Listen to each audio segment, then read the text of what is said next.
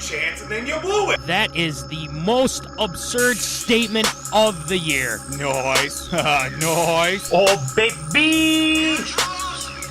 I'm in my zone, I'm feeling it.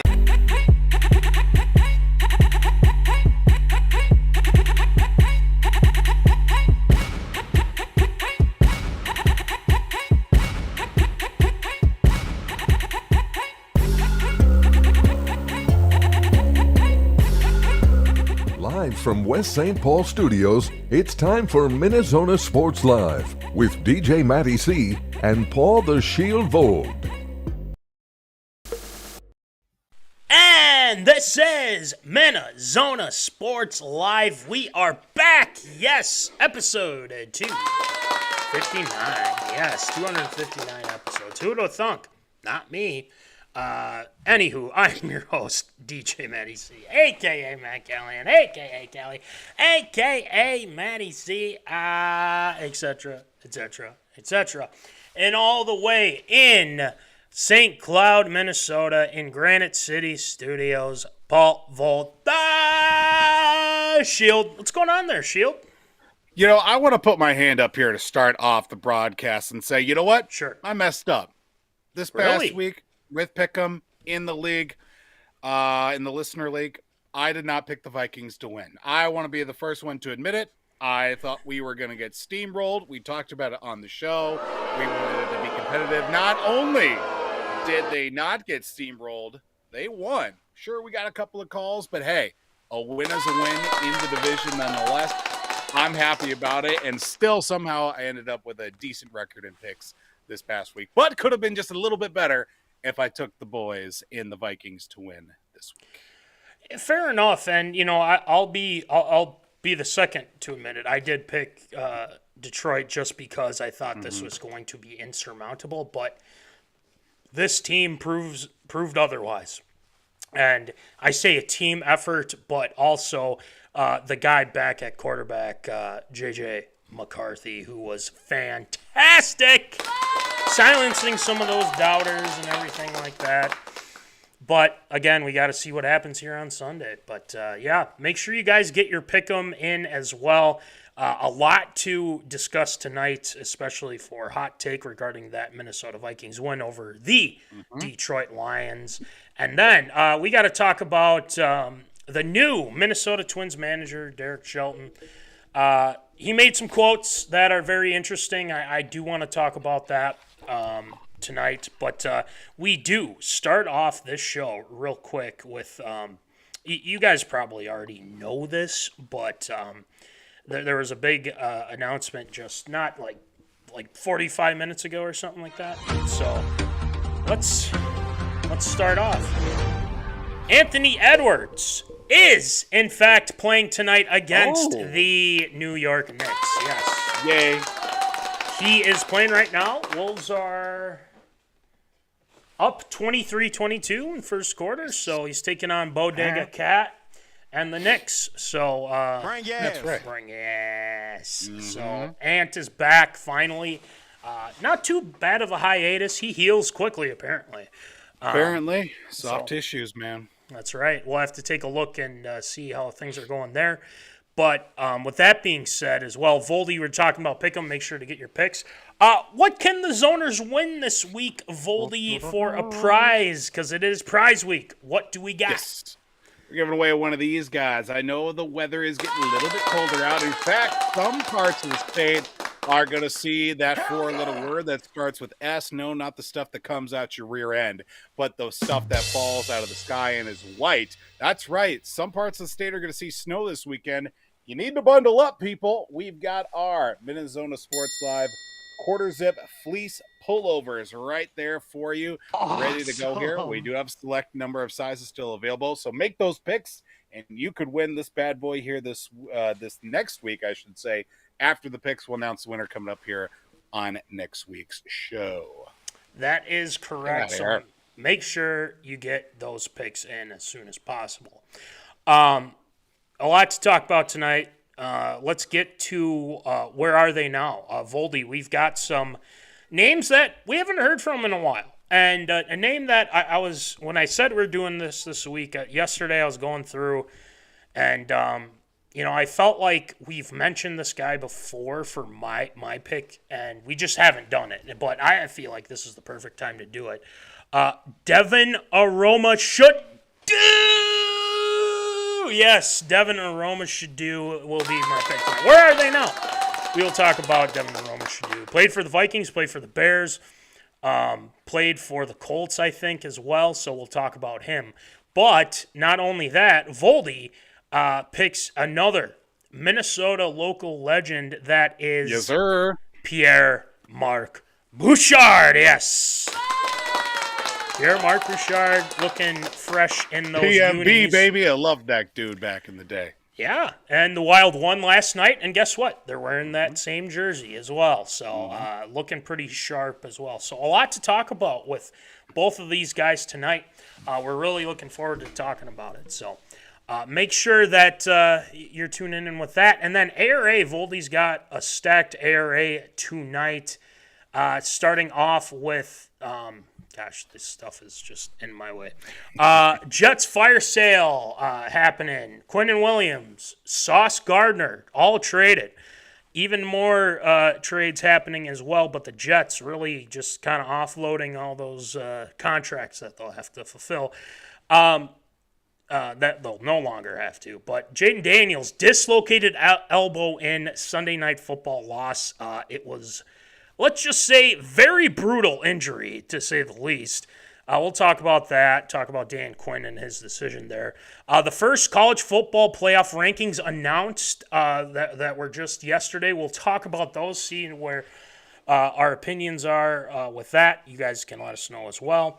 And some additions to the MLB Contemporary Hall of Fame Ballot. So, very interesting. We will talk that, and then to round things off, Liv, moving to a 72-hole tournament? What the hell is going on here? Yeah, lame. And as always, after ARA, Shield shoutouts. We got some Shield shoutouts for you tonight.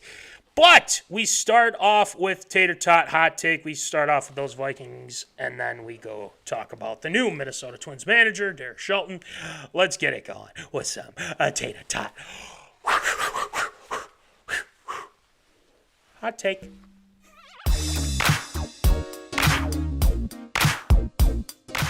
Fresh out of the oven, it's Tater Tot Hot Take.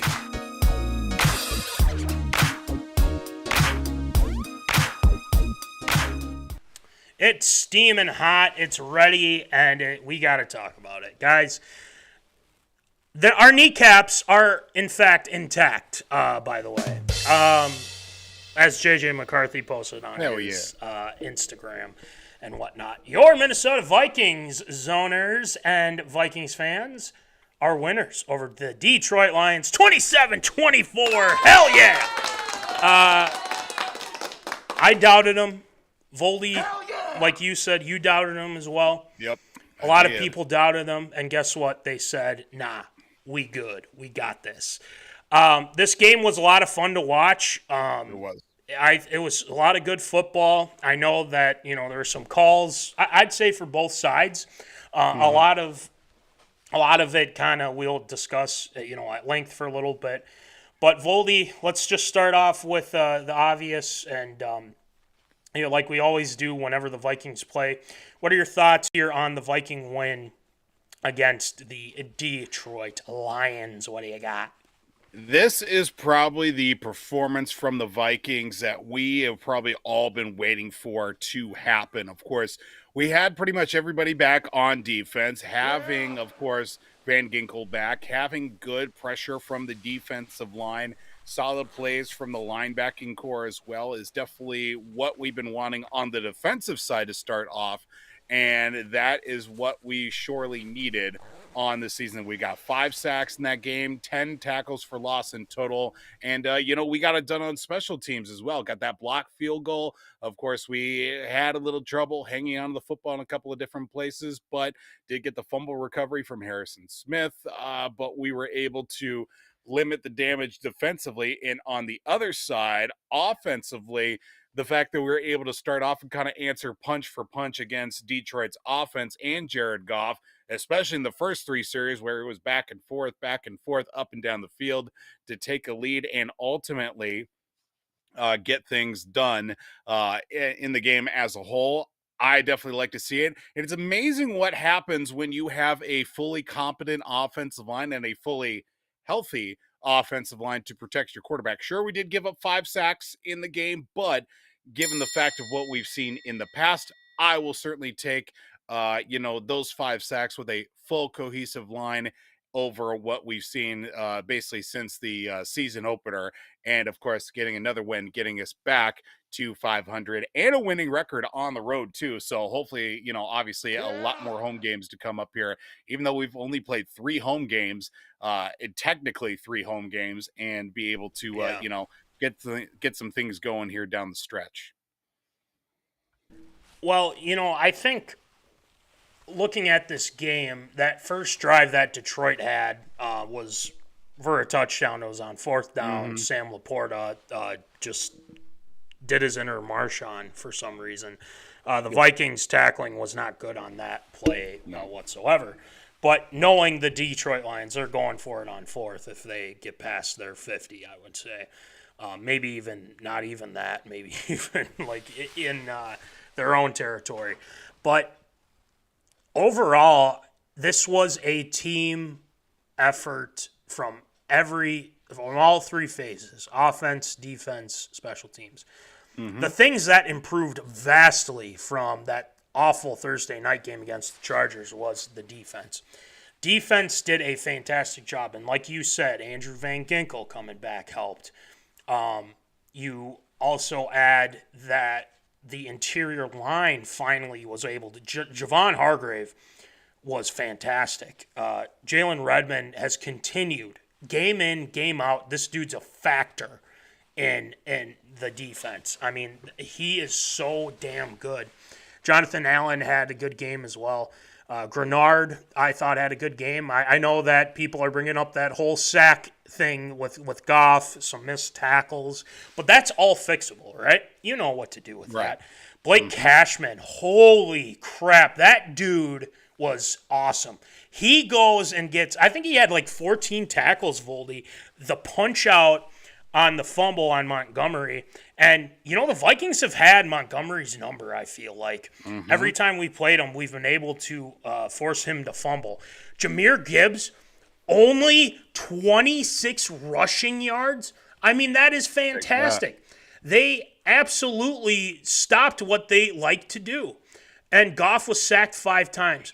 I got to say, the MVP, I feel like, of this game defensively, and I'm saying defensively here, Eric Wilson.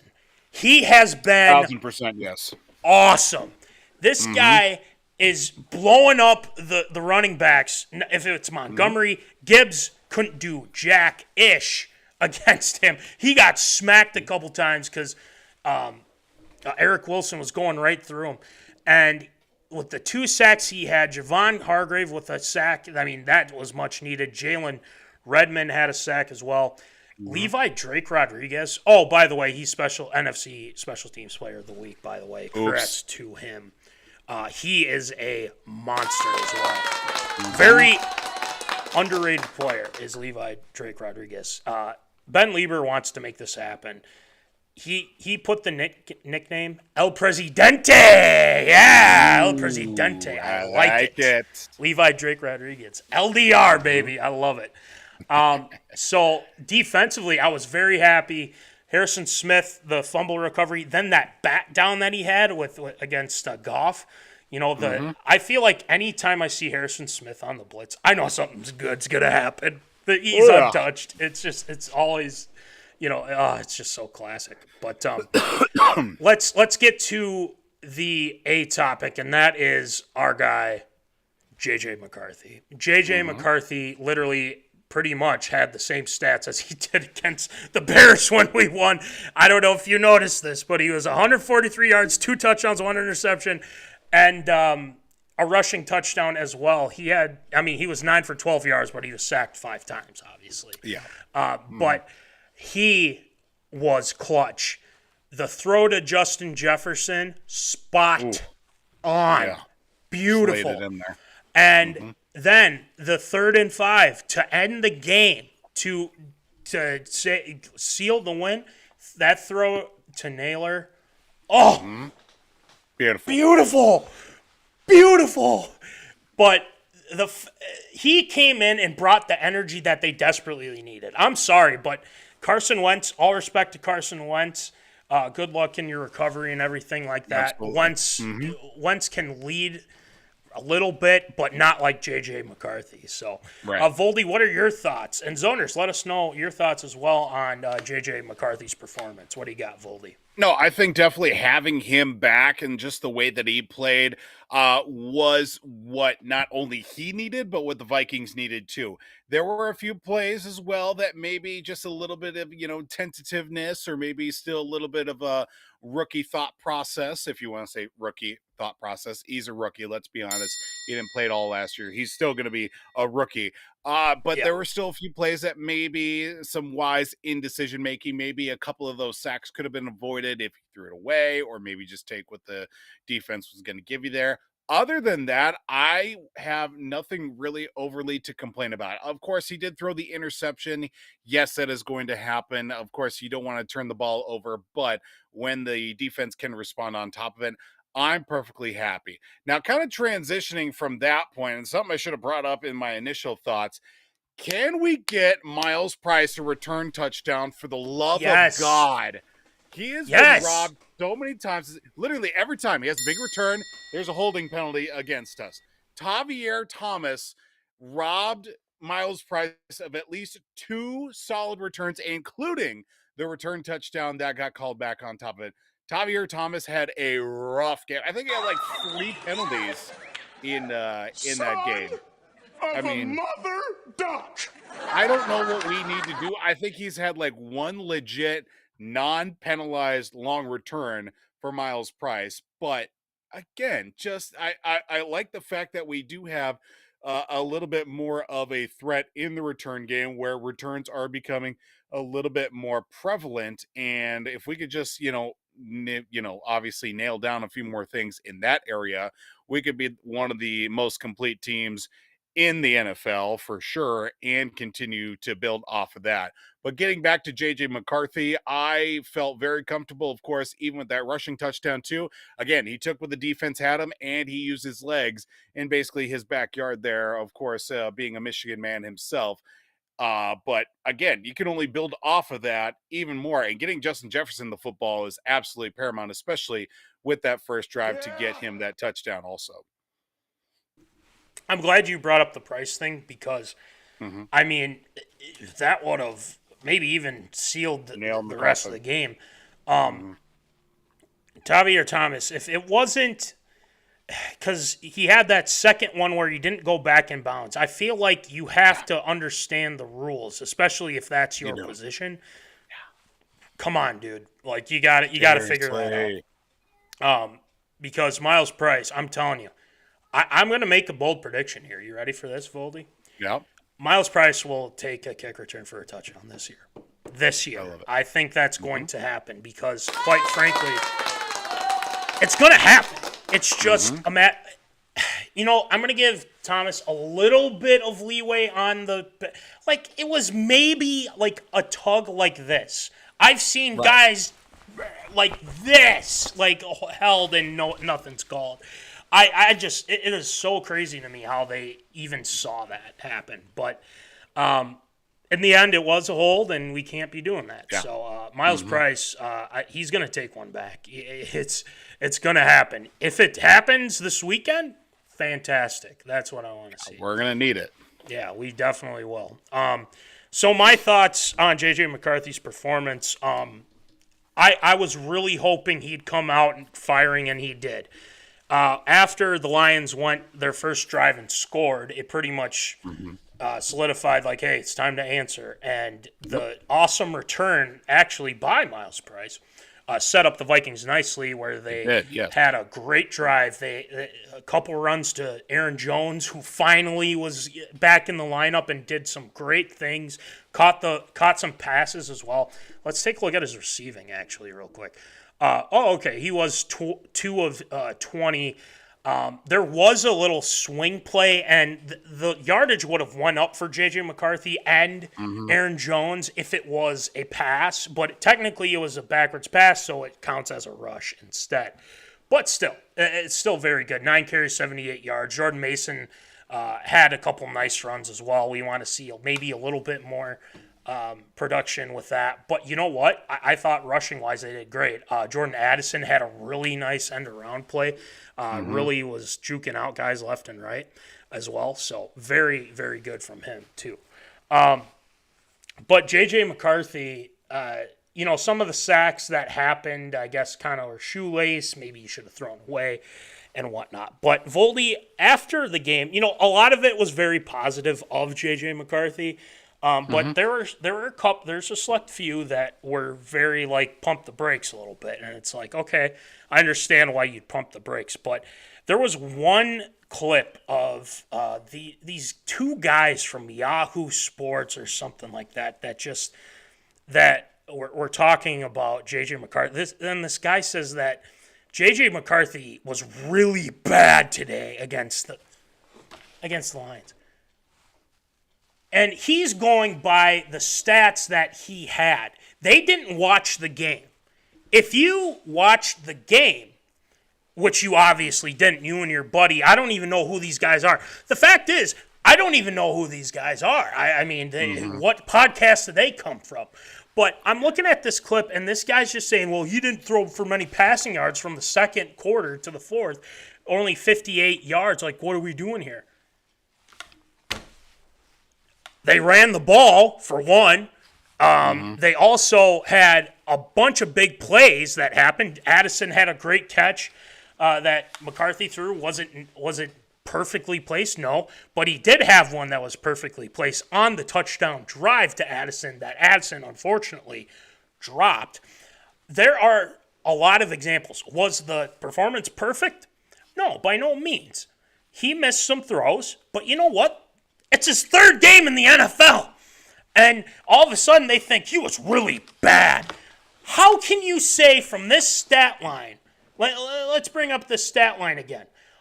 14 of 25. Again, there's the inaccuracies there, obviously. 143 yards, 2 touchdowns, 1 interception. And if you looked at that interception, which he obviously didn't, that technically was Naylor's ball. Naylor had it pressed up again, from what I understand. This is the rule from what I've been told. Oh, God. If you have possession to your thigh and your knee is down and you have possession of the ball, what is a catch, Voldy? This is the 3rd freaking week in a row. Yes, Illuminati. Praise Beyonce. Why? Hawkinson, Isaiah Rodgers. I don't know. Jalen Naylor. Now, granted, the throw could have been better, but could have been better. Yes. Technically, that should have been a catch by Jalen Naylor. So just give me an incompletion at that point, because balls moving around. I don't know. If you don't know, just say it's incomplete. Actually, there were 2. Now that I think about it. Yes. The Jefferson one. You know that one too. Yeah. Calling the field's a catch. There's no clear evidence that he didn't catch There really it. wasn't. I don't understand how you can say that's an interception when you don't even know if it was a catch. Oh, my God. And you say it's not a catch, it's an interception? When it wasn't even ruled an interception? Stop, Aaron. I don't even know if the guy's name tie is. goes to the receiver. We didn't even get the call. At the end of the day, we got screwed again in this. What is a catch? I don't know. NFL hates the Vikings. The national media hates the Vikings. It's just how it is. And getting back to what these guys were saying, and they're just like, if he can be just, decent quarterback, but he was really bad, and I don't see them doing well.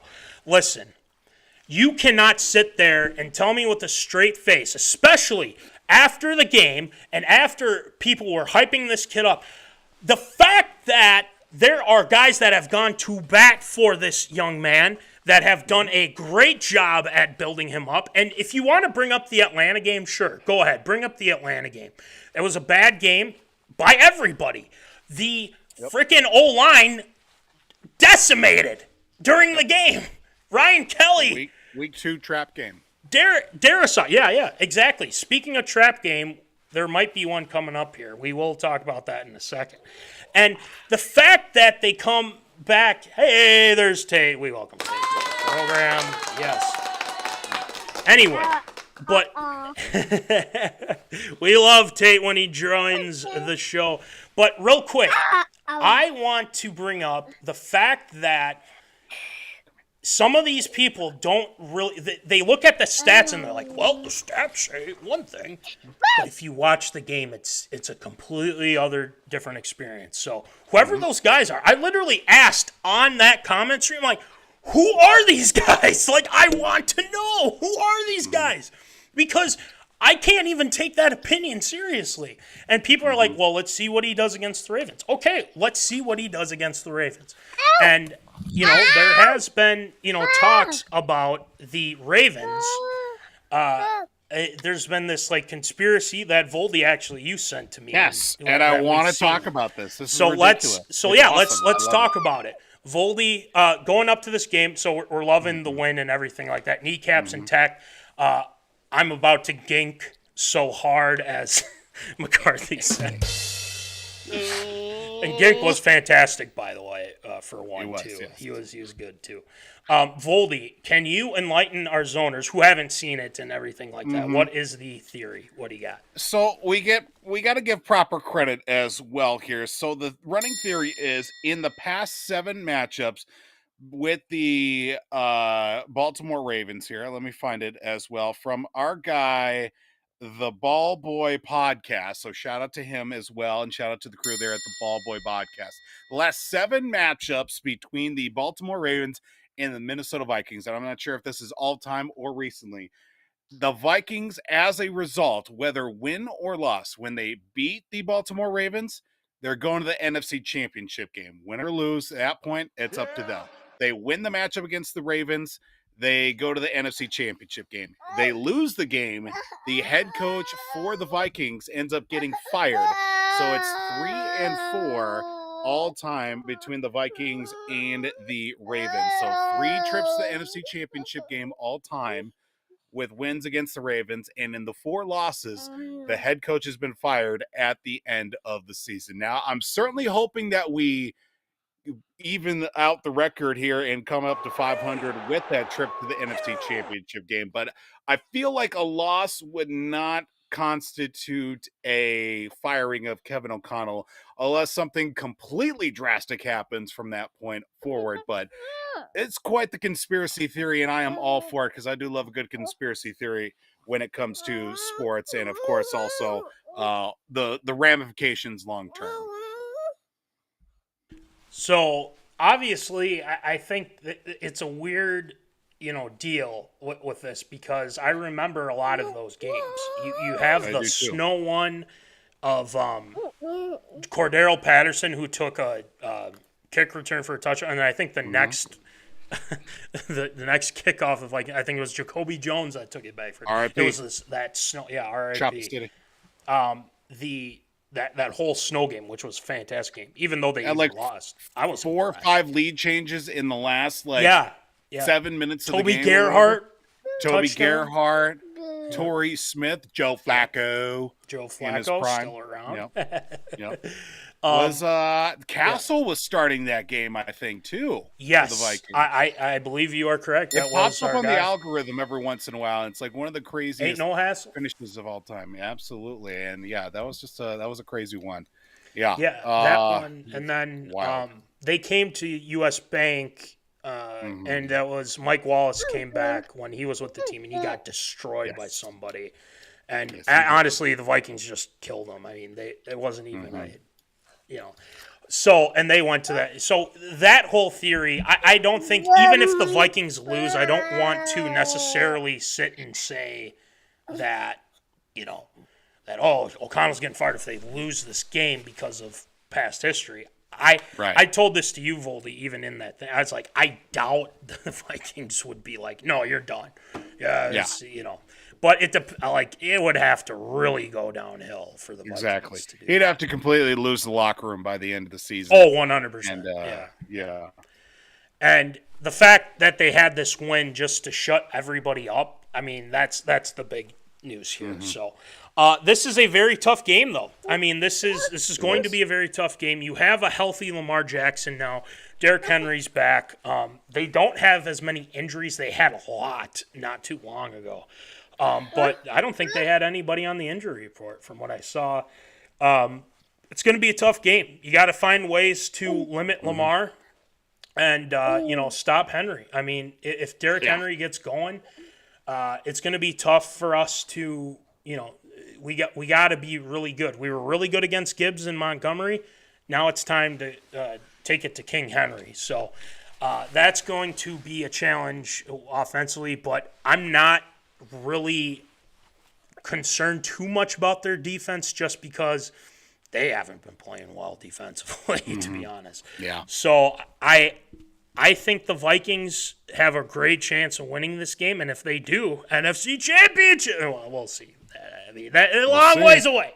It's a long ways away. So we'll see how it all plays out. But, it'll be an exciting game nonetheless. And, I can't wait for Sunday. So can't wait. All right, let's quick move on to the big news that we had last week on Wednesday. Derekshelton is the new Twins manager. He had his introductory presser, I think it today? Yeah, it was today, right? Correct, yes. It was today. He talked to the media, and he had some quotes there. The three people that were up there were Derek Falvey and I believe, why does this keep doing this to me? Derek Falvey and who's the general manager now? It's like I don't even know half of these guys anymore. But anyway, so all three of them were up there. They're answering some questions. I put on Twitter, and it just kind of seems to me, and it seems kind of dumb, to be quite honestly, that the owner didn't even, like Joe Pollad wasn't even there. Interesting. In front of the, excuse me. Let me rephrase that. He was there. He just wasn't with the other three that were sitting there. Don't you think the owner should be sitting out in front to introduce the manager, which is ridiculous in itself. Yep. So, Voldy, I'm going to read a couple quotes, and I just kind of want your thoughts on some of these because, quite frankly, it's, you know the deal. We all hate the Pollads. It's been well established about that. But I think I'm glad that some of these reporters finally were saying, throwing up these questions. Like, fans are pissed, and they have a right to be. What are you guys going to do about it? And one of the questions I think that was asked of Derekshelton, he was with Barrero today, and he said after he was introduced, Barrero, I think, asked him, why would Derekshelton or anybody else want the Twins manager job, which I think is a very fair question. Shelton said, I think it's a great question. Of every place I've been in my career, I can't explain it. You lived here. It feels like home. I was embraced in that role. I was hired by Paul Molitor. It's one of those places that has always felt like home. It's always felt comfortable to me. So, okay, I get that, especially if he's, been here and he's managed and everything like that. I get that. That makes sense. But, the big questions were asked, or Jeremy Zoll was is the GM of the team, technically. Mm-hmm. Sorry, I forgot to clarify that. But this is kind of, it's a big question. And while, they're going to be in rebuilding mode, they got to, try and add some talent as well. He said this too, just kind of seeing where the leadership, front office leaders and ownership, like what direction do they want to go with this? And he said, I did ask specific questions to our group about where we're going. Now, for me to tell you that today, I'm not going to go into, I'm not going to, because those are private conversations. But I think the understanding and the clarity I got that I got made to me really want this job even more. And I think as we go through the offseason, we'll have clearer answers to those and what we're going to do. So with some of these quotes, Voldy and Zoners as well, let us know what you guys think as well. From these quotes, Voldy, what are your thoughts on this? I mean, he's kind of he's not given much, but right. He's said that he's had conversations and things like that. Do you believe some of what he's saying here? I mean, I believe as much as what he's going to tell everybody at this point. Obviously, him coming back after a so-so job in Pittsburgh, like we've talked about it before. Pittsburgh, very much the same as the Twins organization. You've got a team that wants to win. You have a fan base that wants to win, and yet you have an ownership that doesn't want to invest in the team to make the team better. And again, you make do with what you've had, and hopefully from what Derekshelton learned from his time in Pittsburgh can translate into what the Twins have and hopefully make that next step. I believe in what he had said in regards to obviously an opportunity to kind of turn things around and at least why he took the job. But there's always going to be that little bit of doubt in the back of my mind. It's like, okay, is he just saying these things so that way, he's trying to get onto the right foot here and obviously, play nice right away? Or is it going to be as soon as stuff starts hitting the fan, or are we going to start to see true colors come through and we're back at square one this time with Derekshelton as opposed to Rocco Baldelli here? Well, There's another quote here that I want to bring up. Then I'm going to give my thoughts because it's very interesting. And I think Barrero asked him, he said, is payroll going to go up, down? I mean, what's the big plan here? And he said, this is the thing that I think is very interesting to me and the most challenging in terms of when you get into the off season. It is no one knows what the market is going to hold. Okay, that's fair. I mean, I think that's a good point. You got to see how things play out. But then he says, I understand the frustration there. I really do. I understand people think, why don't you just answer the question with clarity and say payroll's going up, payroll's going down, the payroll's going whatever. I don't think right now we can answer that with clarity. What we have to see where the market provides and what we're going to do. He said, the thing that I do feel strongly about, to win, you have to have starting pitching. Ha! Hey, there's one thing that finally is resonating with people. And right now we have the starting pitching depth. Okay, that's true. That is very important in the game today. I think we've seen that with teams that have gotten better. We've also seen teams in the markets like Milwaukee, Cleveland that have success. So how we go about doing these things is going to be just as important as the money we spend. I have a problem with the statement, and I'm not saying it's not necessarily Derekshelton here. It's our dumbass owners. Right. Why is Derekshelton answering this question? And to be quite honest, I mean, it was just him and everything like that. Like, I get that, but I feel like he said more about that whole situation than Joe Pohlad and the idiots that, every other poll ad hasn't been saying. And the fact that they have, that they haven't really answered that question. Credit to Shelton here for kind of just saying, we got to see what it holds, and obviously like that. And he said, I think there was another quote, I'm not going to read it, but he said that he and Joe Pohlad had the conversation. He asked him what's on the table and what is off the table is kind of the main question here. And I think, to be quite honest, I can't believe what he's saying right now, because Joe Pohlad has done an awful job with this organization and his quite frankly his whole family. And you hire a guy, and this is from the fans' perspective. I'm not trying to downplay Derek Shelton by any means, but what the fan base is seeing is that record with Pittsburgh, right? It wasn't great. But then, again, he was dealt a bad hand. You get dealt a bad hand sometimes. And, people want to defend Rocco. Well, he didn't have much work. Well, Rocco really screwed things up as well. He was contributing too. And the fact that they go and hire a guy that, has that record and everything. He knows the organization, which I think could be helpful. I just wish somebody, and maybe somebody already has, I just haven't read it or something. What are you going to do differently than Rocco Baldelli here? Because we have called out Rocco for taking pitchers out way too soon. We've called him out for, mismanaging players and dealing with situations, and he shies away from confrontation. When he does get confronted, he acts like he doesn't know what they're talking about and whatnot.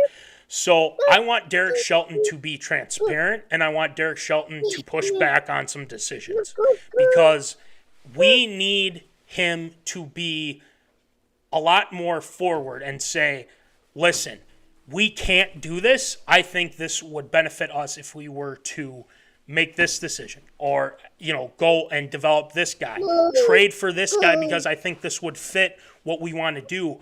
And he's saying, you're going to see a team with grit and everything like that, a team that's, ready to win.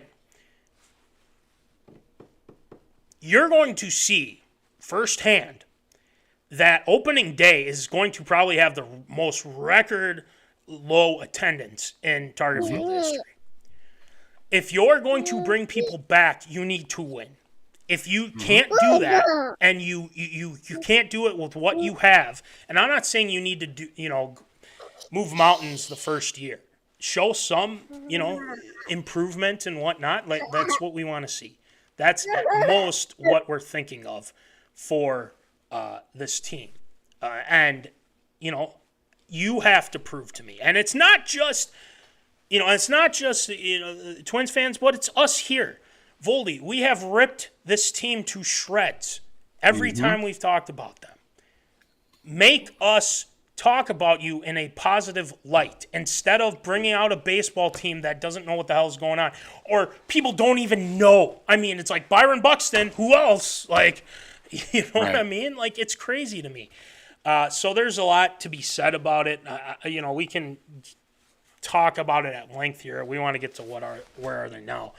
But Derek Shelton needs to go back at the poll ads a little bit and say, listen, we got to do something here, because if we can't win these games and you guys aren't, putting forth money, have payroll going up, going down, or whatever the hell, then, this isn't going to work, because, quite frankly, we still have the poll ads as our owners, the dumbasses as our owners. So, anyway, enough about that damn team. We're done with that. So, Tater Tot Hot Take is all done. It was fun talking about the Vikes win, and obviously what hopefully will be a good future for the Twins. But tonight we have two guys that you probably haven't heard from in a while. Let's start with pierremarcbouchard. Voldy's got tonight. That'll be a lot of fun. And yours truly has a Viking that was around for a little bit. He played. He had a pretty good season. I think the first season he was here and whatnot.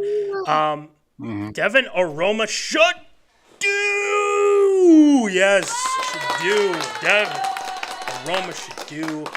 A lot to be said with him as well. Let's see, obviously, where are they now? It's going to be a blast. So, quite frankly, we should probably start looking to get our glasses on. Where are they now? Where they go?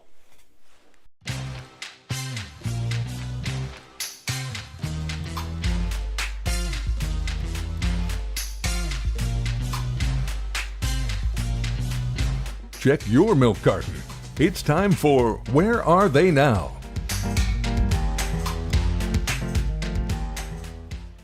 All right, it is time for Where Are They Now? I say since it is, hockey season has already started and whatnot, Voldy, I will let you go ahead and do Pierre-Marc-Bouchard. Go ahead. So, yeah, with the Minnesota Wild, of course, the last couple of weeks as the season has gotten going with the early stages of honoring their 25th season and the return to hockey to Minnesota in the NHL, there have been a few notable faces that have made their way back to the arena formerly known as the Xcel Energy Center, now Grand Casino Arena. And of course, some of the great goal scorers early on. Last night, we saw some of the great goalies that came through. But of those early years, of course, you saw Marian Gaborik, you saw Brian Rolston, and of course, one man that was greatly underappreciated in Wild history. And that man is who is right next to me, Pierre-Marc-Bouchard, PMB, if you will. Well, the Quebec native was highly regarded early in his career for his creative playmaking and, of course, being a strong team player. He made an immediate impact on the team upon debuting during the 2002-2003 season, of which he saw a little bit of time coming up through the minors, of course, with the then Houston Aeros AHL affiliate of the Wild. Now, following the lockout of 2003-2004, Pierre-Marc-Bouchard was a constant 50, 60-point player in 80-plus games during that stretch of 2005 through 2008, all the which to the point where he signed a 5-year, $20 million contract extension in the summer of 2008. But once that season came rolling around, unfortunately, it did not go much further than what we had seen in the early goings of his career. He did get a little bit of trouble with concussions, including a hit that he suffered late in that 2008-2009 season, and played only the season opener of the 2009-2010 season. And after facing post-concussion symptoms and a 13-month absence, much the same way that we were hoping that we'd see Pat Neshek for the Minnesota Twins and his elbow issues at that same time, PMB's time in a Wild sweater was unfortunately coming to an end. He did end up playing one season with the Islanders in 2013. He ended up getting traded that same season to Chicago, but never got to suit up for the Blackhawks before ultimately finishing his career in Switzerland, of all places, where he was a top-line center and was even voted the league's MVP in 2015-16 by the league and, of course, by players and coaches in there before he ultimately decided to retire in 2016. Now, of course, PMB did make a mark in his career with the Wild, but with his unorthodox kind of play style that was certainly highlighted by a handful of his spinorama goals that were showcased in the shootout and on breakaway goals as well. If you haven't seen them, highly recommend them for those that witness true greatness in the shootout. And of course, with the breakaways that he did have, of course, the spinorama is actually a move that has now been outlawed in the shootout and on penalty shots, as it is seen to have the puck actually move backwards. Cannot move backwards or slow your progress to go backwards, as it is then constituted as a stop and or a decisive action has taken place. But of course, Bouchard was actually spotted back in Minnesota with the season opener most recently, as last week he did update all Wild fans as he spoke with the media that he is back in Montreal in his native Quebec, of course, being a girl dad, being a dance dad, as he was quoted as saying, and is also working in the real estate business, building condos and in things in that field as well. So his time in hockey, unfortunately, did come a little bit of a premature finish, but did have some highlights in his time. Of course, number 96 looked very good on a wild sweater back in the day. And with Pierre-Marc-Bouchard, certainly left an indelible mark in, of course, my knowledge of hockey going early on.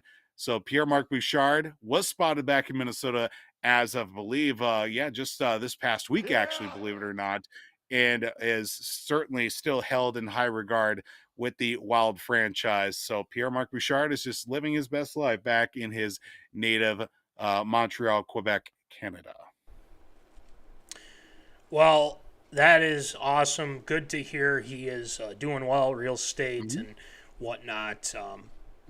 I remember him very well, and obviously with concussions, it's not easy to say the least. But Voldy, before I get to our next one, I do have breaking news. You ready for this? Let's hit it. Hit this. I have an idea what it could be. I think you probably already saw it. The Capitals legend, Alexander Ovechkin, becomes the first NHL player to score 900 career goals. That's Congratulations.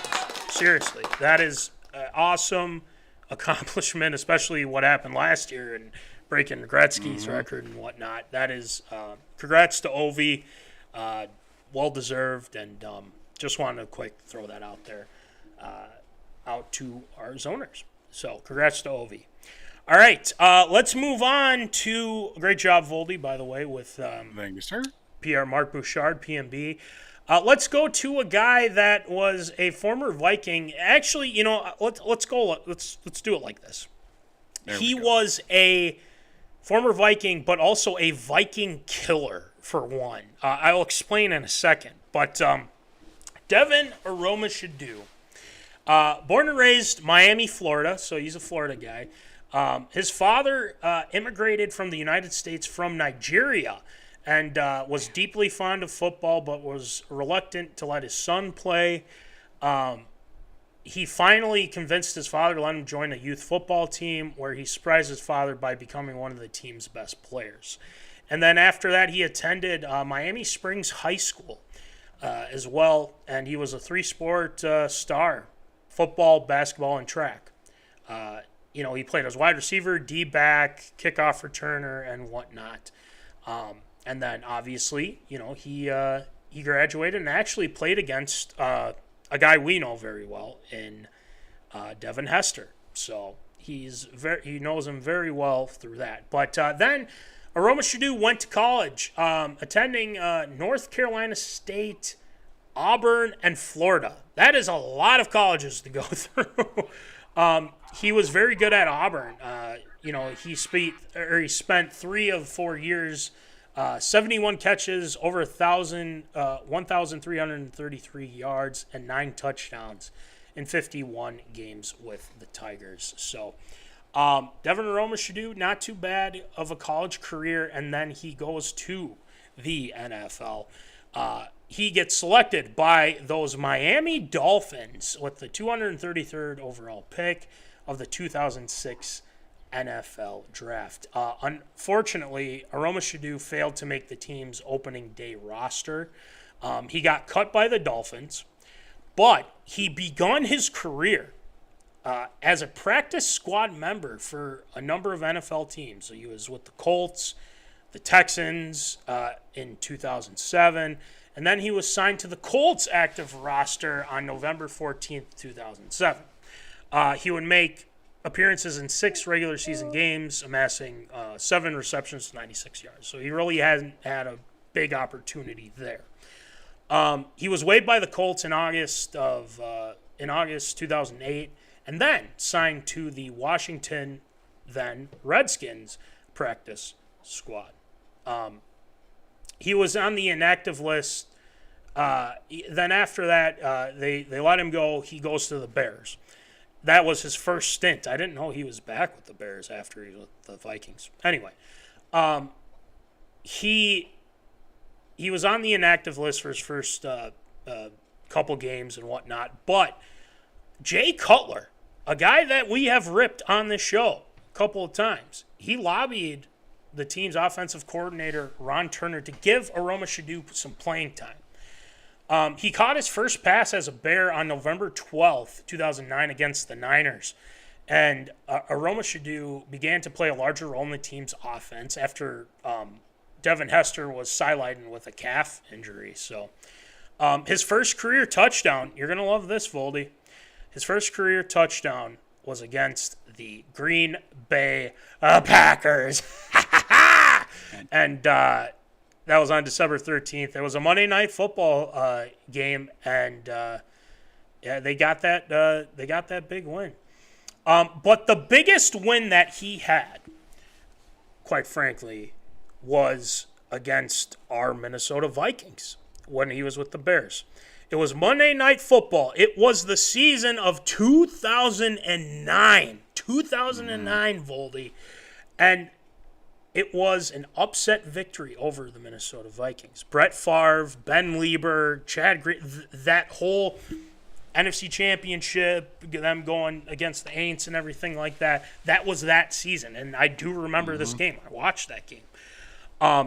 Devinaromashodu had a fantastic game. He was cooking the Vikings D-backs. He had seven catches for 150 yards, and he had the game-winning touchdown in overtime.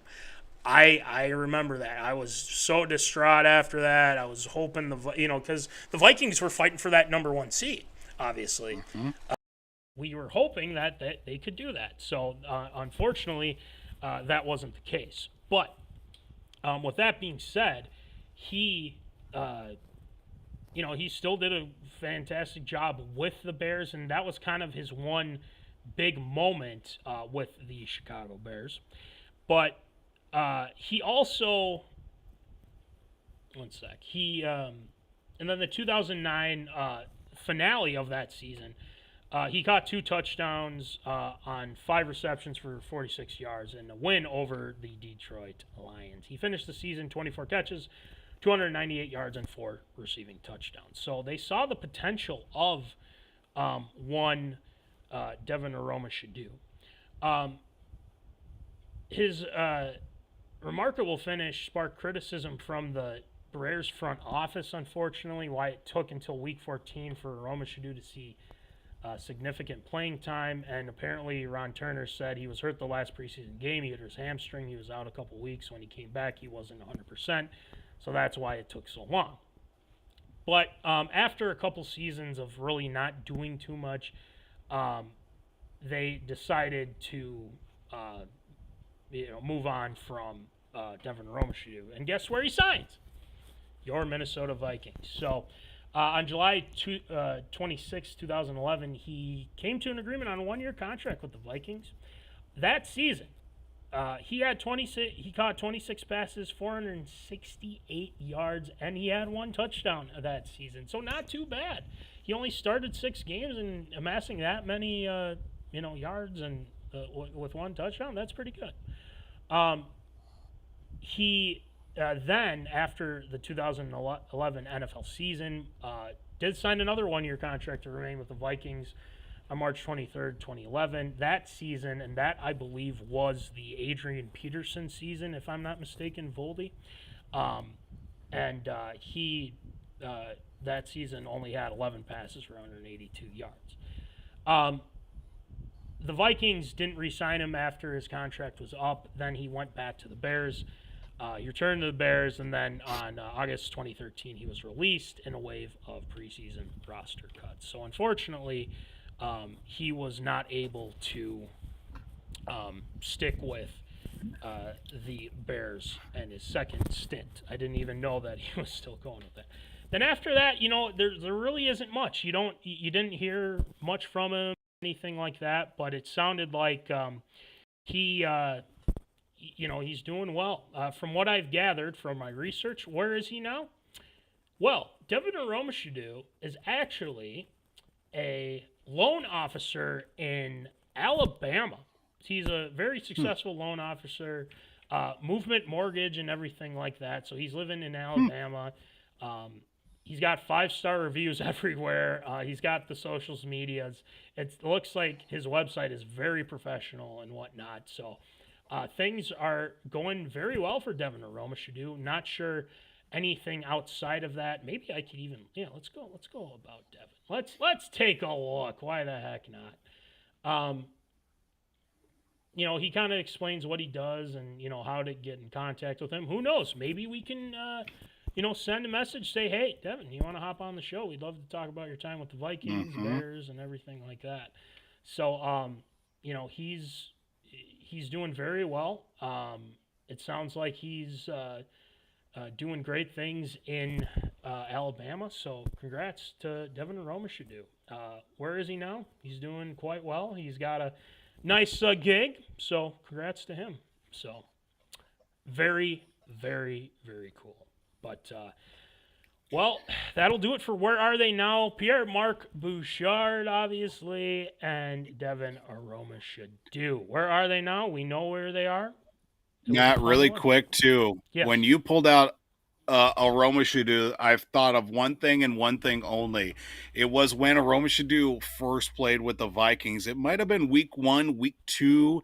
This was the Donovan led Minnesota Vikings, and he caught that touchdown against the Chiefs or whatever, or had some sort of big play. Gus Johnson was on the call, and he could not for the life of him pronounce Aromashodu to save his life. He was saying Arashmadu, Ashomarodu, or something like that, and I'm just like, what's going on here, Gus Johnson? Yeah. You got to look that up, and I'm pretty sure it might be out there somewhere. Yeah, but Johnson. Okay, so pierremarcbouchard. Yep. Yeah, you are correct. So McNabb, and this was, let me tell you, this was probably only a couple highlights of Donovan McNabb with the Vikings. And guess who was the O coordinator that year? Bill Musgrave, Mr. Note Card himself. Wow. But and yet that dude still has a job somewhere. Amazing. Amazing. It was so bad. Devinaromashodu he had a 32-yard touchdown pass from Donovan McNabb. I got to see the highlight of that at some point. But you are correct. And the Monday night game you're talking about, I know where I was. I was in Chicago. I was not at the game, but I was in a hotel room in Chicago watching that game with the family, and we were not happy about that at all. That was a game they shouldn't have lost because, again, they're playing for the number 1 seed, and, of course, that got awarded to those cheaters that were the New Orleans Aints at the time and whatnot. But, devinaromashodu, I feel like he was underutilized, obviously. Bill Musgrave was a great help with that. But honestly, I feel like if he had, maybe some better quarterback play and whatnot, he'd definitely do something. But, I'd say he had a pretty good career. I mean, there's no ifs, ands, or buts about it. I thought he had that great game against the Vikings. I mean, shout out to him. He played well. So glad he was a Viking, though. It was very fun to watch him play, too. He made some key catches, though. I will say, each of the seasons he was in, he was effective. So that'll do it for Where Are They Now this time. A lot of fun with those two guys, but we got to get to ARA. There is a lot to talk about. We got the fire sale that was with the New York Jets. They had a lot going on at the deadline. And Jadendaniels has dislocated elbow. If you have seen it, yes, it was very gross, and it was hard to watch.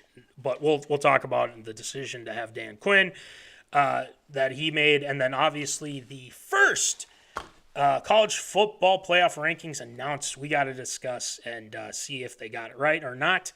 And then some additions to the MLB Contemporary Hall of Fame Ballot. Chat about that. And then to round things off, Live Golf moving to 72-hole tournaments. Don't know if that's a good idea, but we'll talk about it. So let's get it going. What's up? Upside.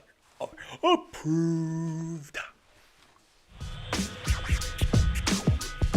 It's time for everyone's favorite segment, Absurd or Approved.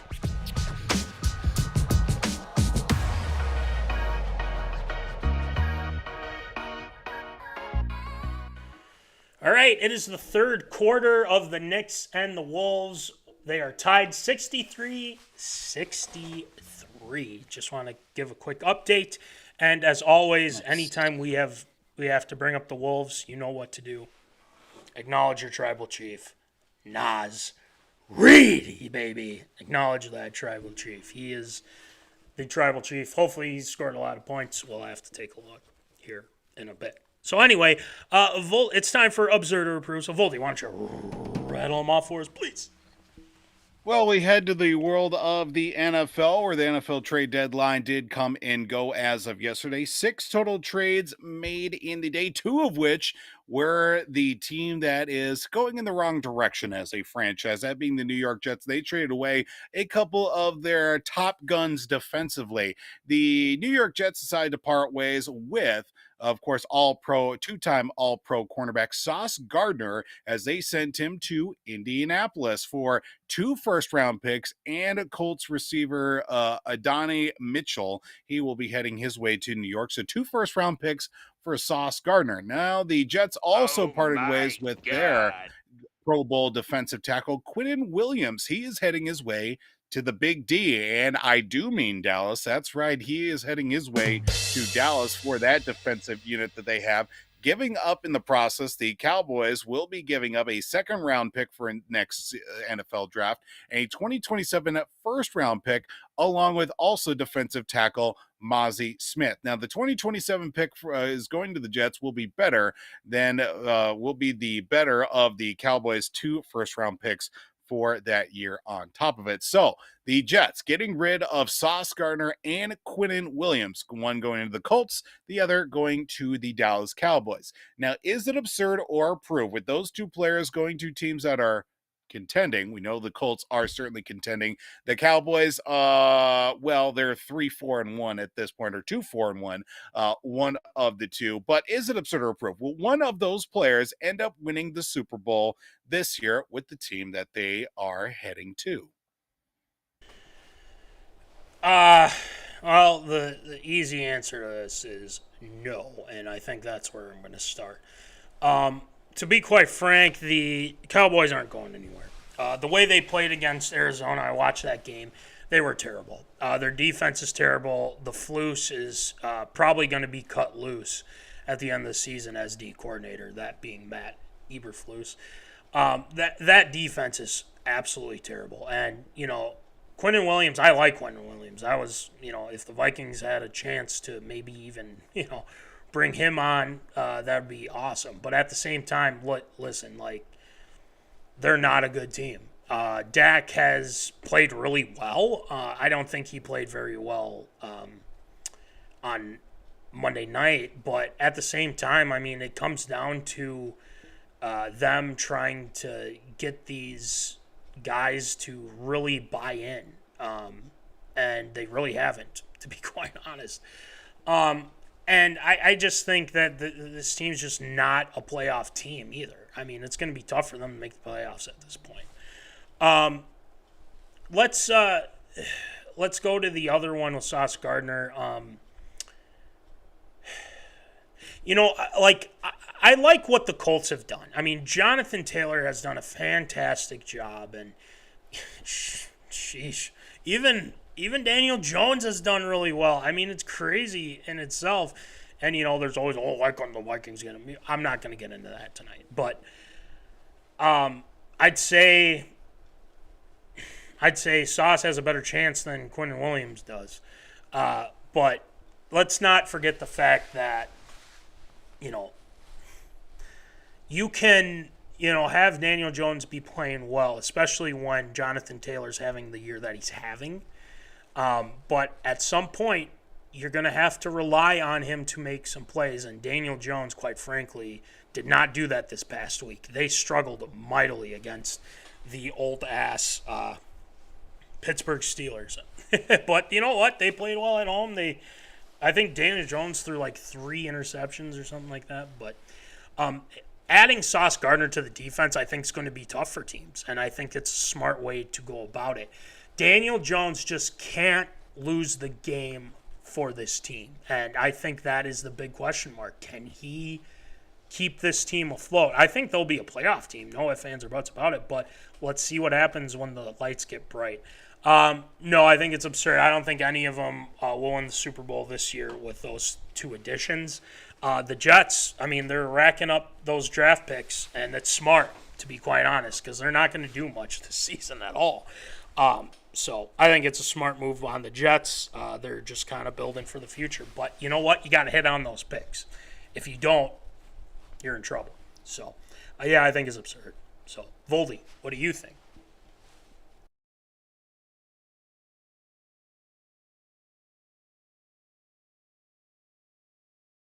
I think you're muted, Voldy.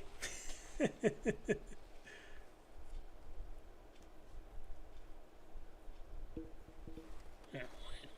a minute.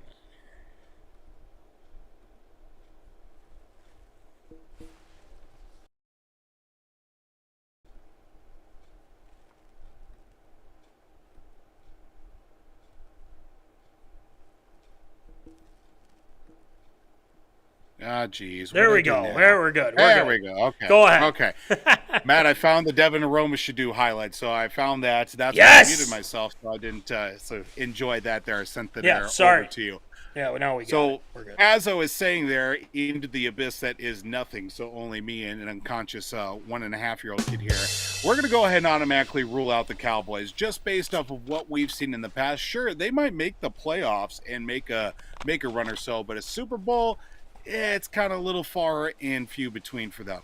Dak Prescott is absolutely slinging the pill this year, and I feel like he is definitely a dark horse candidate for the MVP, and I will certainly put myself out there. They needed to upgrade on defense, especially after trading away Micah, so they will definitely get that with the likes of Quinnen Williams. See how that matches up with, a guy like Kenny Clark there also on the D-line. That'll be a really nice compliment. But defense as a whole, they're hurting in more ways than one. Now, the Colts are an interesting one because they're just completely out of nowhere. And we've always said that the AFC South is quite possibly the worst division in all of football from what we've seen in the past. The Titans are a joke. Houston could be a better team. Jacksonville's a very surprise team. And now here come the Colts completely out of left field. After the last few years where they've struggled, have yet to find a starting quarterback, they have one in Daniel Jones. They've got the receivers. They certainly have the running game and an offensive line that's always kind of been their staple the last 7-8 years, I would say. When they had a decent enough quarterback, their offensive line has certainly been together, and they know how to develop those O-linemen to certainly be quite well to help only in the run, as in now we've seen a little bit more protection in the passing game too. So are they going to make a Super Bowl though? Well, they still have teams like, Kansas City, Buffalo. They've got, teams within their own division, the AFC North. Who's ever going to be coming out of there? Is it going to be Pittsburgh? Is it going to be Cincinnati? Highly doubt that. Is it going to be Baltimore? I don't know. The AFC is so log jammed right now with potential contenders that the Colts are going to have a hell of a time just getting out of the divisional round for sure. If not the wild card on top of it. Are either of them going to be winning a Super Bowl this year? I'm going to say no as well. It's going to be absurd in my mind. You mentioned the Bengals. Oh, my God. Mm-hmm. That defense has got to be the worst thing I've seen in a long time. I mean, that is bad. The Bears, come on. I mean, the Bears have played, better and whatnot, but... And, of course, of all the weeks for Colston Loveland to finally score a touchdown or two... Right? Should have done it 7-8 weeks ago, but that's neither here nor there. Thanks for that on the fantasy team after I dropped you a month ago. Trash. It's a pain. The pains of a fantasy football. So, all right. Next one of Holdy. Well, staying in the world of the NFL and sparing you the gory details, late on Sunday night in a blowout loss, the Washington Commanders quarterback Jadendaniels suffered a dislocated left elbow in the fourth quarter in a loss that was well in hand of the Seattle Seahawks. And of course, with that also being thrown into the mix with just under 8 minutes to go, the game was pretty much over, and yet the starting quarterback was still in the game. And unfortunately, bending the elbow 90 degrees in the wrong direction, ended the night, and not 100% sure if the season is quite over for Jaden Daniels or not, but things aren't looking good for a team that made the NFC Championship game the previous season. After a little bit of a rocky go of this season so far, and of course, a lot of questions surrounding why was he still in the game at that point? What's going on here with the team as a whole?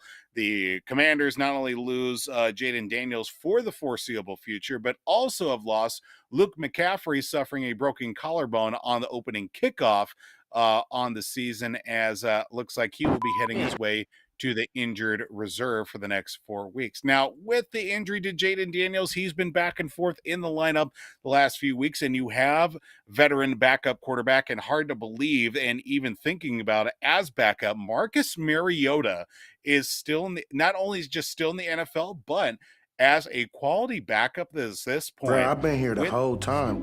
With now Jaden Daniels in that left dislocated elbow, is it absurd or approved? The Commies will finish above 500 with or without Jaden Daniels as their starting quarterback. Without, no way. Absurd.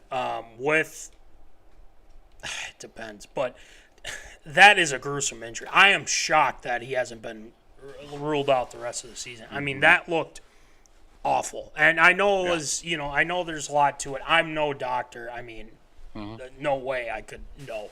But at the same time, I'm just thinking to myself, like, how the hell is this he's still not out for the season? I mean, that is a gruesome injury. I mean, it looked like a noodle out there. I'm not going to lie. I'm just going to call it as it is. But that is just insane to me. But, I mean, their defense has been terrible. Sam Darnold, and again, credit to Darnold. He played really well on Sunday night and whatnot. But, I mean, that defense is bad now. They have really taken a step back, especially from what they were doing last year, and have just really, struggled. I mean, they lost to Green Bay. They've lost to the Bears. They've lost to a whole lot of, teams that, you'd think that they'd be in contention with. And Jaden Daniels just really hasn't been, healthy, even outside of the whole dislocated elbow thing. I mean, that injury that he had before, I think it was his hammy or something like that. Yep. But people have been ripping Dan Quinn, and I think rightfully so. I mean, they're down 38-7. There's no way they're coming back and whatnot. And why didn't he take him out of the game? And I think he's kind of gone back at people saying, like, I think about it every day. I mean, it was a miss on my part and things like that. So Dan Quinn made a very big mistake. It happens, but again, they've had a lot of injuries. The guys that they thought were going to step up this year really haven't. So the Commanders are a team that they're spiraling. And quite frankly, they're not a team that I necessarily fear right now. They're not going to finish above 500. They're going to have to play a lot of really good football and not have Marcus Mariota do too much, because it's going to be a long couple days or a long couple games for them. And they've lost, like you said, McCaffrey and some of these other guys too. Debo's in and out of the lineup. Scary Terry as well. So yeah, it's not good for the Commanders. So yeah, I think it's absurd. But if he comes back, is there a slight chance? Maybe, but I think that's absurd as well. I don't see them finishing above 500. So Voldy, what do you think? The big thing to really look at too, I mean, we've seen with the dislocated elbow, I mean, that happened to Khalil Mack probably 4 or 5 weeks ago. And the day after it happened, he was actually out at practice, and, he wasn't actually out tackling, but still getting physical reps and everything. That's different from being an NFL starting quarterback. Thankfully, it was the non-throwing arm, so hopefully in the span of, probably 5-6 weeks, maybe. It really all depends if it was a clean dislocation, no damage to the tendons, things of that sort. That could certainly be a help, but I wouldn't push it at this point, especially if it gets to a point where he is healthy enough to come back this season and say the Commanders are still in contention or they're in a decent enough spot, sure, you could throw them back in there to see how it goes. Or if the season's well and done, let Mariota, finish off the season, finish his way, if it's going to be his last go around and everything. I certainly would not push it in that regard too. I mean, above 500 though, given what they've got in their season and on their schedule, I'm going to say I think they're going to finish right at I'm going to say they're finishing right at, I mean, they can't finish at 500, but I mean, they're going to be right, if not a game below, probably going to finish a game under 500. I just don't see them finishing things off the way that they can, given the amount of injuries. I mean, we haven't even talked about Austin Eckler's out. They've, obviously been banged up in the receiver core. Noah Brown's been out. Scary Terry's out of the lineup, in and out like crazy. Debo's been banged up in many ways, and the defense really hasn't overly responded to that.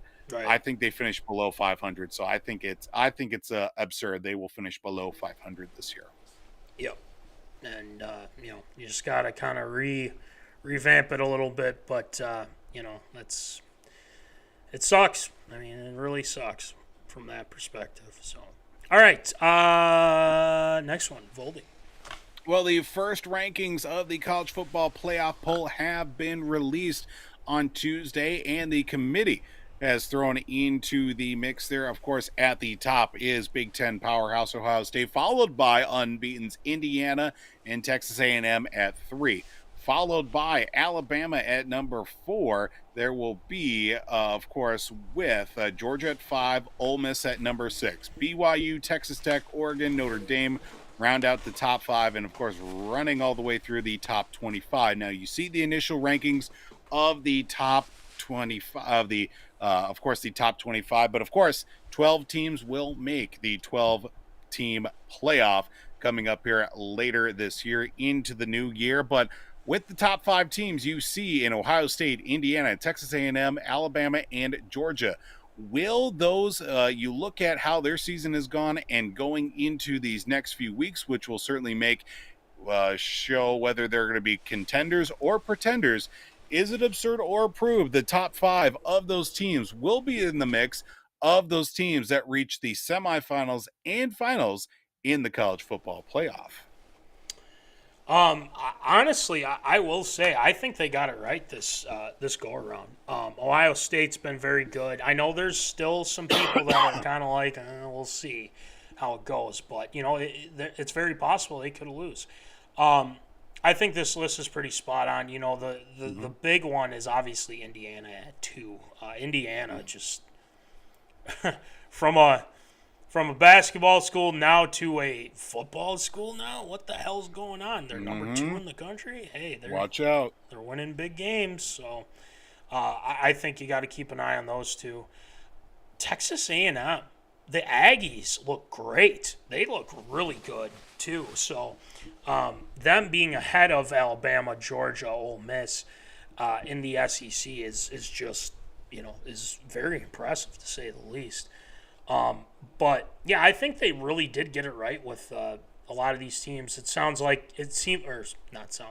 like Alabama's really been playing well as of late. Georgia as well. So they're going to be in the mix, too.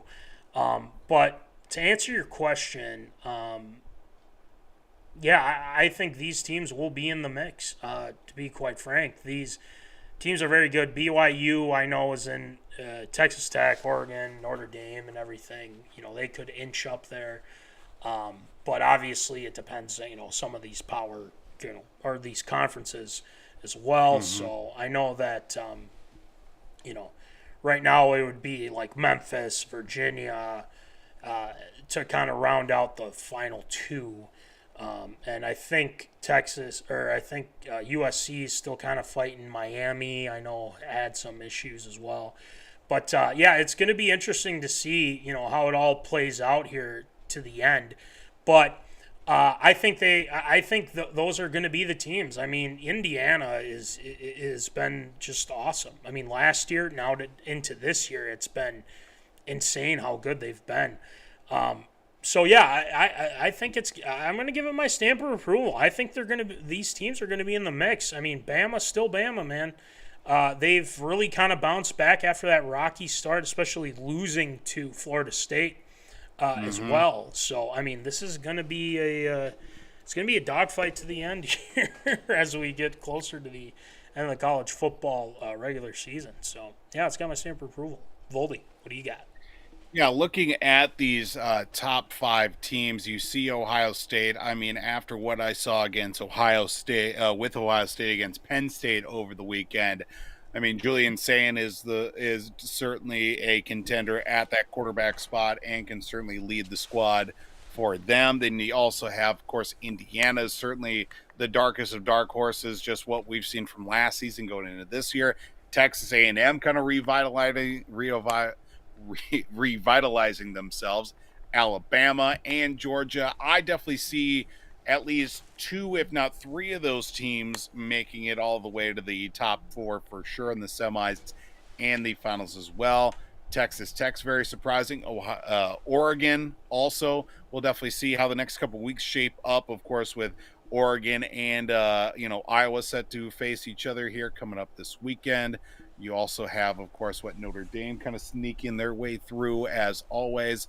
But I can definitely see of the top 5, 3 of those teams for sure being in the mix with like Ohio State, Alabama, and Georgia for sure. Indiana and Texas A&M, certainly a very nice story, but we'll have to see when the rubber hits the road. So it's definitely got my stamp of approval on top of it. Yeah, I think that's you put that well. When the rubber meets the road, we'll see what happens. But yeah, no, it'll be exciting. It'll be interesting to see. So, all right, next one, Voldy.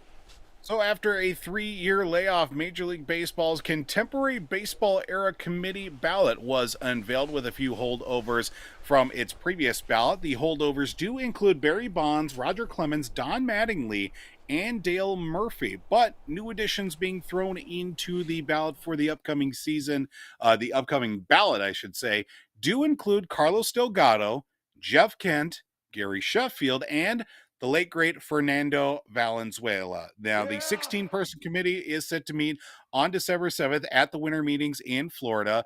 A 75% vote is necessary for election from the ballot into the Baseball Writers Association of America Hall of Fame in Cooperstown. Anyone elected will be inducted on July 26th, along with those chosen by the vote from the baseball writers, which will be announced on January 20th. Now, unfortunately, with the vote that did take place back in 2022,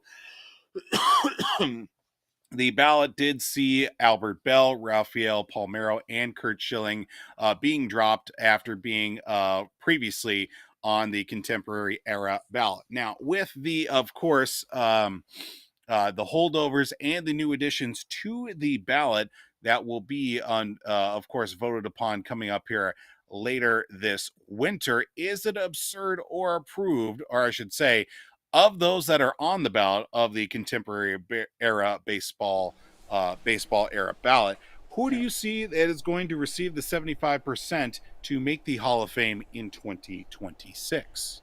Oh, it's always the big question. Anytime this kind of comes up, and it's hard to say sometimes with this because you never know. I mean, they have these, ideas of, or not ideas. They have this notion of, well, you only got to pick one. You only can do it. It's so messed up. Anyway, the interesting thing, Rafael Palmeiro, which, unfortunately with the steroids and stuff, and then Curt Schilling dropped from appearing on the contemporary ballot. It, out of the list, I don't know. Carlos Delgado I really liked. I was a big fan of his. He's a great player. Jeff Kent. Yeah, I remember Jeff Kent well. Gary Sheffield. Waving the bat around. I love it. And Fernando Valenzuela.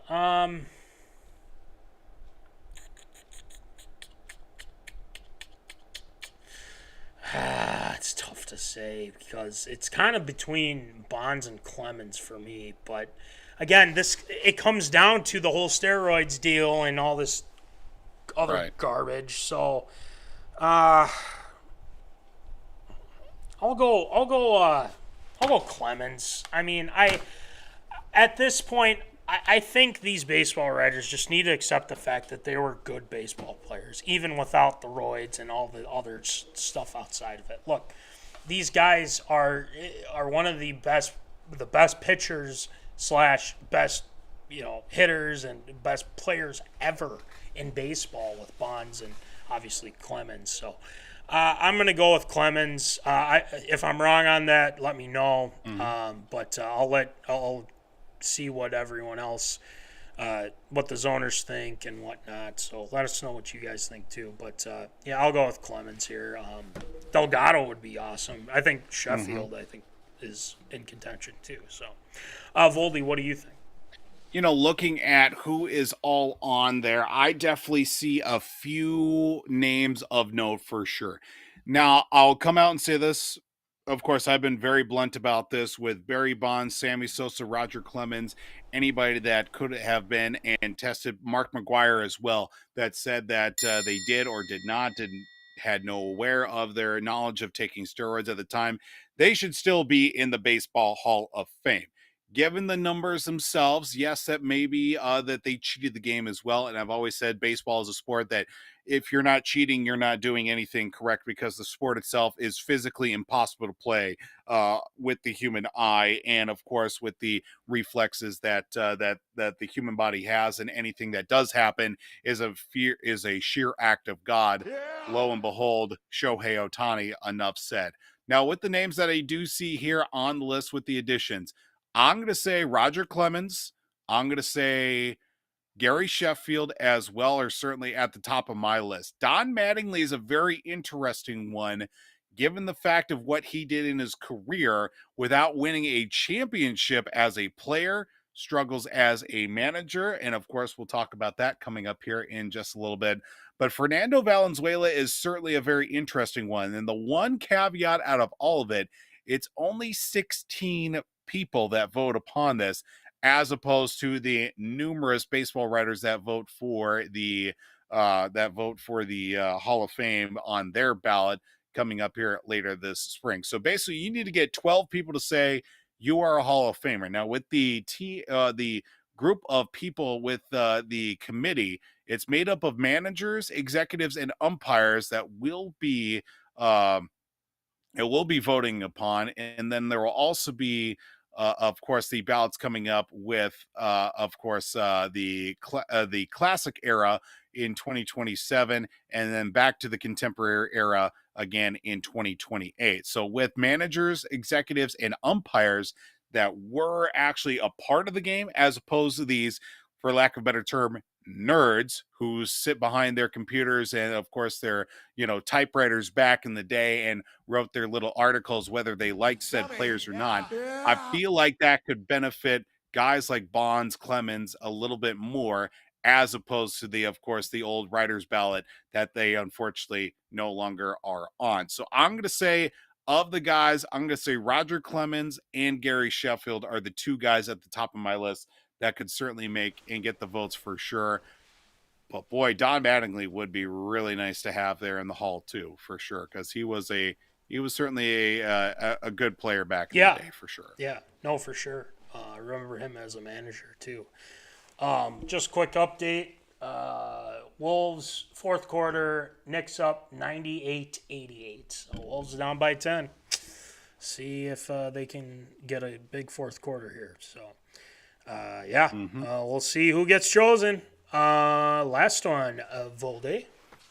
Well, we head to the world of golf, where the Live Golf Tour is trying to switch things up a little bit more and maybe hopefully garner a little bit more interest. Now, the Live Golf Tour, which did market itself as a faster-paced alternative to the PGA Tour with 54-hole tournaments, is actually going to be shifting to a 72-hole event starting in 2026. Of course, they were also ones a little bit different where they had the team competition aspect and also shotgun starts, as opposed to 2 guys start, wait, 2 guys start, wait, all that. Basically, everybody is going all at once and just constantly rotate around. Now, the shotgun starts in individual and team competitions being played simultaneously will remain a part of the Live Golf League, but its tournaments will be 1 round longer and will generally start on Thursdays moving forward. So they'll go with the 18 on Thursday, go to Friday, and then Saturday, as opposed to, of course, the 54-hole tournaments, which were Friday, Saturday, and also Sunday there too. Now, of course, the Live Golf Tour, after the initial shock of when it came into existence after COVID, and of course the mass hysteria that went with it, and of course you throw in now their a partnership with the of course the DP World Tour and the PGA Tour as well, which I don't know if it is or isn't. Still very confusing how that all kind of came together. With the Live Golf Tour now shifting to the 72-hole tournament, is it absurd or approved? Will the move garner more interest in the Live Golf Tour for 2026? No, and that's the simple answer, because look, why is this still around? I know that PGA and Live merged or whatever and whatnot. Listen, it's just, no one's going to give a crap either way what they do if they switch it to a 72-hole. And, quite frankly, it's like, I can't believe it's still a thing. Live Golf is still a thing, to be quite frank with you, because, I don't follow it. I really don't care about it, for one. But it just seems to me, I know they're trying to innovate. They're trying to give people to watch it and whatnot, but it's nothing different. It's golf. That's it. You can't just, do things a different way from the PGA Tour and things like guys are getting paid more and, whatnot. They're just out for a check, man. That's kind of how I look at it. And it's not entertaining to watch anything in regards to the Live Golf Tour. When it hits the Masters, that's when people are starting to pay attention. They're not paying attention to any of the big events with Live Golf. So unless somebody proves me wrong, Live Golf, I don't think it's going to garner. I don't think it'll garner more interest. Is it something different out of the box? Sure. Will it garner a lot of interest? No, I doubt it. I sincerely doubt it. So, Voldy, what do you think?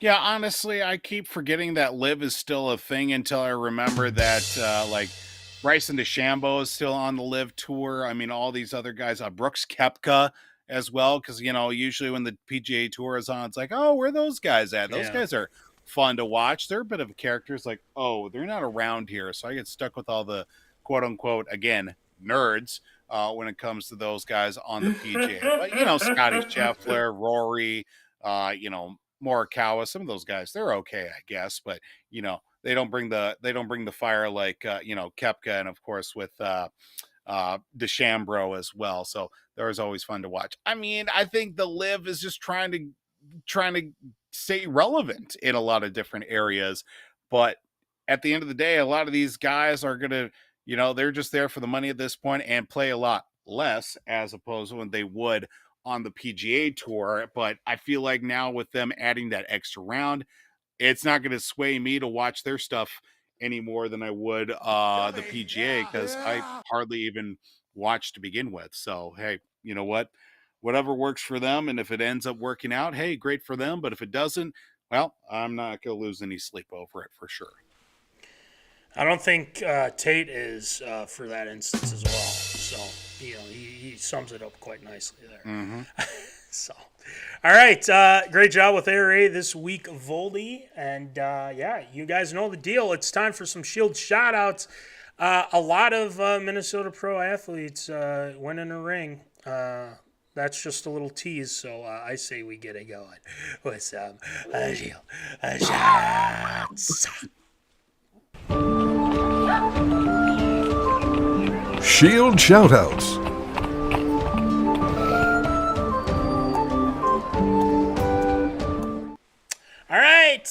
Shield, who ya jana tonight? Well, of course, with wearing this LA Dodgers jersey, that is no incident within itself here. With the Dodgers winning Game 7 of the World Series, there are going back-to-back. There are a handful of shout-outs to award to the team within itself as part of any tradition unlike itself. The growing list of former Minnesota pro athletes winning a championship elsewhere, with a slight assist to you as well, Matt. Congrats to former Twins Ben Rortvedt, Bruce Gratterall, James Outman, Eddie Rosario, Noah Davis, Jose Urena, and Brock Stewart, as they will be World Series champions for the season with their short, if not long, tenures with the LA Dodgers. Of course, Clayton Kershaw finishing off his 18-year career as now a 3-time World Series champion. Numerous All-Stars, Cy Young Awards, no-hitters, and so much more. Clayton Kershaw gets to walk off as a champion. Next stop for him, 5 years from now, hopefully, maybe a few years after that. See you in Cooperstown in the Hall of Fame.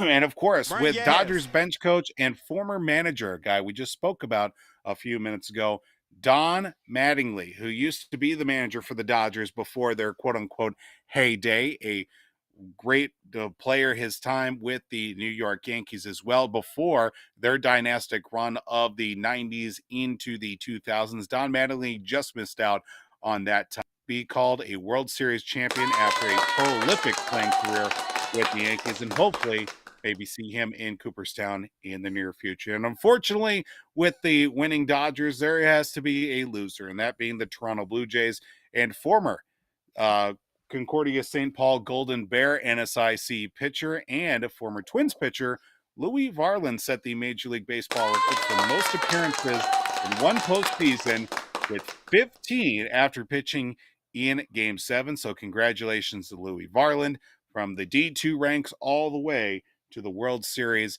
And that will do it for Shield Shoutouts this week. Well said. Unfortunately, it had to just be, former Twins and whatnot. You know what that tells me? Mm-hmm. It's time to get to work, Derekshelton. It's time to get to work, because a lot of those guys were very good for the Twins and they left. You need to find ways to retain some of these guys. So it's a big thing to go. Louievarland, congrats to him. I mean, honestly, I wish. Yeah, good for him. I was hoping that the Jays would win. I thought they were going to. It was a great World Series, by the way. Congrats. Absolutely. It was so entertaining. That way, the locker room cancer of Max Scherzer could have gotten his third ring with his third different team. That's right. It'd be hilarious. That would be. Would have been hilarious. Yeah. So, yeah. Anyway, we could talk about it some other time. But it was a great World Series, nonetheless. Great job with Shield Shoutouts this week, Voldy, as always. Guys, you know the deal. Pick them. Get those picks in. Voldy, what can the Zoners win this week? Well, I can try and do it one-handed here, but we are giving away this pullover. Of course, we do have a few different sizes, but it is a quarter zip fleece pullover. Again, we do have a few options available, but get those picks in as the weather cools down. Need to make those picks in order to get that fleece pullover sent to you. Yeah, that's what people can win this week. That's awesome. And if you guys are like, you know what? I want to help out the guys here. We got Sweatpants. We've got the Tumblers. We've got the winter caps, which you'll definitely need at some point as well. So make sure you guys got that and stay warm here this winter. And you guys know the hats, the 5-year anniversary hats, still available as I'm wearing here. And some of the OGs as well, CAMO. 4th of July, American flag, whatever you want to call it. Check it out. So, stickers as well. I think I mentioned that, and shirts. So, yes, thank you to National Fleet Graphic for the stickers, and check out W2 Performance, our guy, www.2performance.com. That's our guy, Will Rattel. He's doing some awesome stuff, working on getting him on the show. very soon as well. Shout out to the Brotherly Ballers podcast, Tyler Hermann and Jack Vickers, doing an awesome job as always. Make sure to check out their stuff and check out our guy, Troy Stoudemire Jr., baby, TLS Performance, doing some awesome things on the socials. And make sure you check out the Popcorn Bucket List, Nick Dahlhoff, Ryne, Myhrberg as well. Omni Entertainment on the YouTube, socials, medias. Check those guys out as well. Wolves are down by, let's see, is that 12? Yeah, they're down by 12. 7:57 left in the fourth quarter. 109-97. So hopefully they can get going here. But there has been rumors, real quick before we sign off. Ja Morant not happy in Memphis. Surprise, surprise. Munson wants him. Breaking. Munson wants him here. I don't like it. I don't. And I told him that. We had a little bit of a back and forth. I said this isn't a good idea. It's not a good idea, but we'll see. We'll see how it plays out. No. Yeah, big no for me too. Anyway, Gophers off this week as well. They have a bye. They won against Michigan State in the comeback win. Congrats to them. Wild won last night against the Predators. Congrats to them. And Vikings Sunday. Wolves playing right now. A lot of sports happening, so make sure to keep in tune with that. Skol Vikes, the whole deal. Go Wolves. Go Power Rangers. No, I'm just kidding. So anyway, that'll do it for episode 259. Thank you to the Where Are They Now? Maybe they'll hop on. You never know. Troy Stoudemire did it. Maybe devinaromashodu, pierremarcbouchard. We'll keep you informed. So, hey, one more thing here, yes. too, Matt, before we sign off. Sure. Screw you, YouTube TV. Screw you, YouTube TV, ESPN, Disney, yes. ABC, Freeform, all these channels. What the hell? What the hell? That's all I got to say. Zim's got your back there. Yeah, I did see that as well. It sucks. Not happy. What the hell is going on? I don't know. Money. You know, I gotta watch Fox College football. Like, ew. I gotta watch Big Noon Kickoff. Ew. Yeah, Gross. that's not great. That was a mistake. It's a mistake. That was a mistake. So, anyway, with that being said, we're going to sign off. And as always, folks, remember, keep in the zone. Holla. Thank you for watching MinneZona Sports Live. Join us Wednesdays at 7 p.m. for live show broadcast. And as Voldy likes to say, follow us on all the socials medias.